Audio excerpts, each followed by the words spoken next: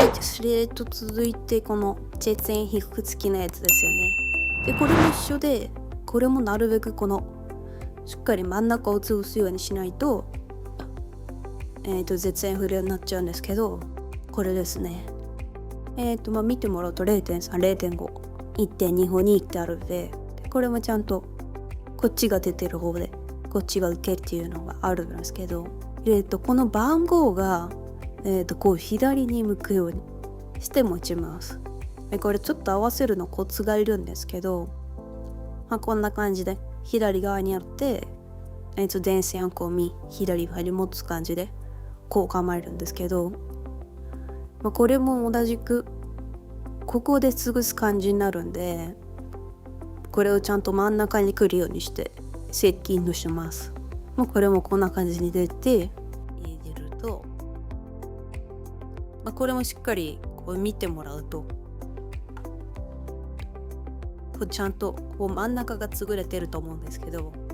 これちょっとコツがあるんで何回かやってみてもらいたいんですけど、これがしっかりこう真ん中がこう先っぽだけ潰れてたりとか、あんまり後ろに潰れてたりとかしないように、ちゃんと真ん中が潰れてれば OK です。で、これやってればどんなにこれ引っ張っても、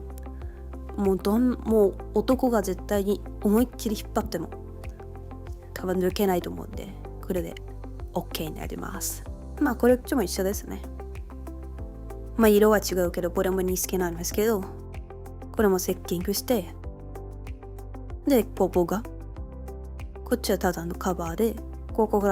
の裏が着端子になるんで、そこのちゃんと真ん中を狙ってこう潰せれば OK です。で、ちょっとちゃんとにできてるか不安だなと思う方は、